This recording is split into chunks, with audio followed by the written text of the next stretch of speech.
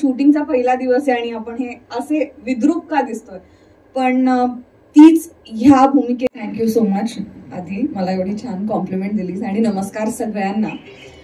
पहिल्यांदा जेव्हा मी हा सिनेमा ऐकला होता तेव्हा मी पहिला प्रश्न असा विचारला होता, मग कधीपासून करायचंय शूटिंग? तर दीपक सर म्हणाले होते की करूया आपण, आधी हे तर विचार की मी तुला कुठला रोल ऑफर करतोय. सो मी खूपच प्री अझम्पशन मध्ये होते की ऑफकोर्स मला मेघाचा जो रोल आहे तो विचारलाय. आणि हे म्हणाले की नाही, तो रोल मी तुला नाही विचारत आहे, तुझा दुसरा रोल आहे तो तू करशील का? आणि माझ्या चेहऱ्यावरचे बदलते एक्सप्रेशन बघून ते म्हणाले की तू वेळ घे आणि उद्या सांग. आणि रात्रीच मी त्यांना कॉल केला होता की नाही मला हे करायचंय. कारण मी कुठलाही सिनेमा चूज करताना मी एकाच गोष्टीची काळजी घेते की मी ह्या सेटवर जाऊन खूप जास्त कम्फर्टेबल तर नाही ना होणार ॲज अन ॲक्ट्रेस म्हणून, की अरे हे तर मला येतंय किंवा हे मी करू शकते, हा शॉट मी खूप इझिली देऊ शकते. हा थॉट मला जी फिल्म ऐकल्यानंतर येतो, मला ते तेवढं इंटरेस्ट करत नाही.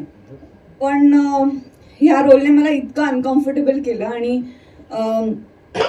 असं वाटलं की हा डेफिनेटली मी ॲज अन ॲक्ट्रेस म्हणून मला खूप चॅलेंजिंग आहे आणि मी काहीतरी वेगळं आणू शकीन असं मला वाटलं. आणि म्हणून मी हो म्हणाले. मला हा थॉटच खूप आवडलाय की आपल्याला एखादं कॅरेक्टर अनकम्फर्टेबल करतं आणि मग ते करायला घ्यायचं. सो खरंच आत्ता मला कळतंय की का तू सरप्राईज करतेस दरवेळेला वेगवेगळ्या भूमिकेंमधून.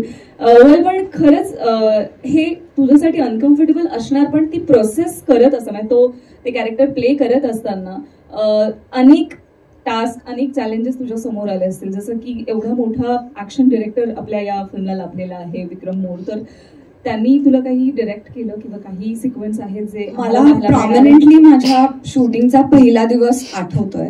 म्हणजे ह्या आधी लुक टेस्ट वगैरे खूप झाल्या होत्या आणि राघवेंद्र सर खूप प्रॉमिनंट होते की नाही अजून थोडं हिला डार्क करा, अजून जरा डार्क कलर लावा. आणि कविश पण मला येऊन सांगत होता की नाही हे मस्त नाही वाटत आहे, तू जरा अजून टॅन कर.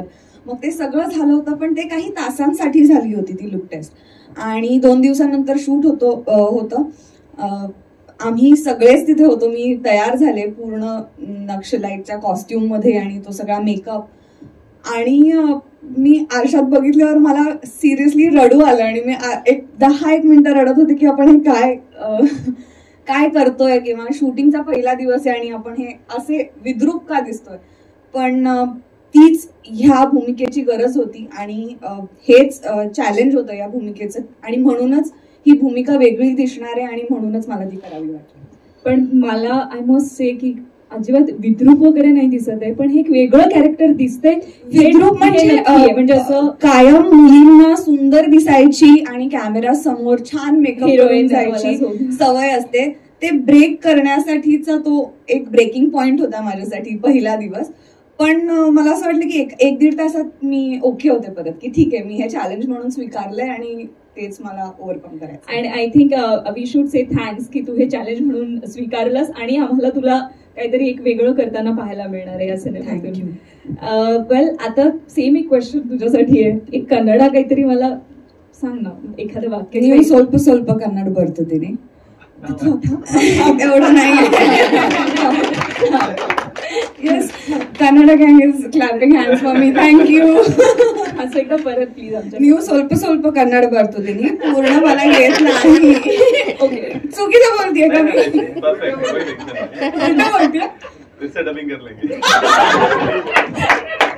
याचा अर्थ काय की मला थोडं कन्नड बोलता बरोबर. ನನಗೆ ಸ್ವಲ್ಪ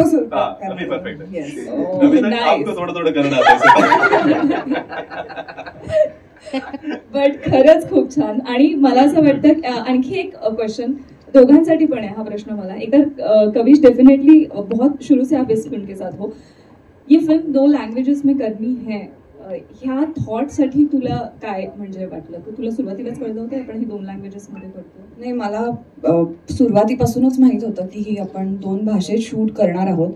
आणि चॅलेंजिंग तर डेफिनेटली होतं. म्हणजे ऑफकोर्स आता artist preference wise Raghavendra sir shorts घ्यायचे, म्हणजे जे मराठीचे ऍक्टर्स आहेत ते मराठीचे शॉर्ट्स पहिले करायचे. जर समज आता माझा क्लोजअप लागलाय तर मी मराठीचा माझा क्लोजअप पहिले देणार आणि मग मी कन्नडचं देणार, कारण मग माझ्यासाठी ते जास्त इझियर आहे की मला काय एक्सप्रेशन्स करायचे आहेत आणि कुठे काय सेम शॉर्टमध्ये कॉपी पेस्ट करायचंय. So this was my trick. आणि हे किती एक्साइटिंग होतं की मराठी आणि कन्नड इंडस्ट्रीचं एक कोलॅबरेशन, आणि जे एवढं कोलॅबरेशन की आपण ते पॅन इंडियावरती आणतोय आणि हिंदी भाषेतही डब झालाय, अजून इतर भाषेत येईलच डेफिनेटली. कविश, तुझ्यासाठी हा एक्सपिरियन्स की आपल्याला हे दोन्ही लँग्वेजमध्ये आपण करतोय, सो तुला सुरुवातीपासून कदाचित ते माहीत असेलच किंवा हा थॉट कोणाची सुरुवात म्हणजे कोणाला हे सुचलेलं होतं की आपण हे दोन्ही लँग्वेजेसमध्ये करायचं? एग्जैक्टली ये जो थॉट है कन्नड़ा और मराठी में करना है करके, क्योंकि मुझे अगर मेरा पर्सनल एक्सपीरियंस, ये जो कॉल था वो मेरा कॉल था. इसलिए ये कॉल था कि मैं दीपक सर को जानता था.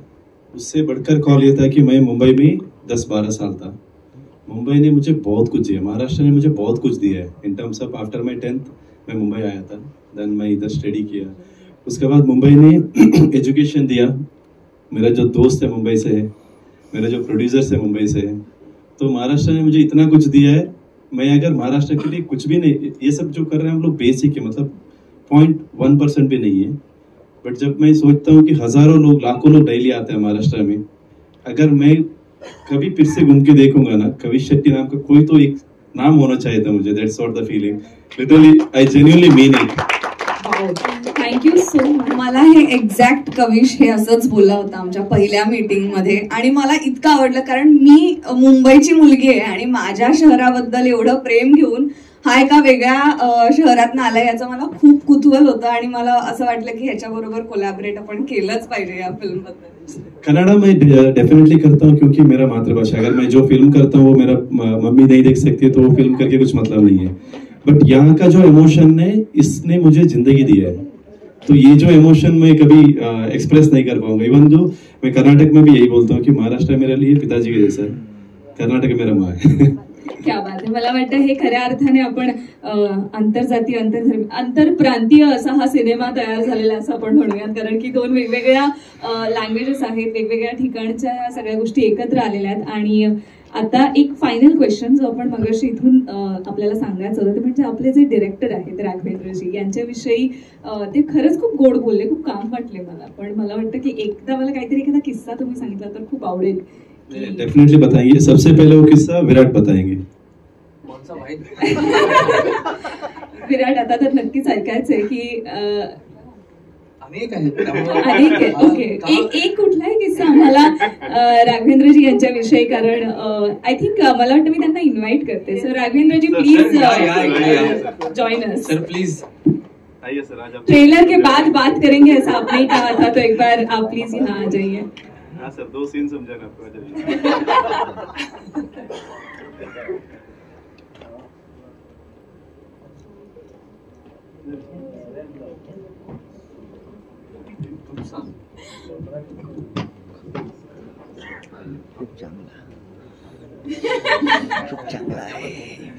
अभी विराट पूछ रहा है क्या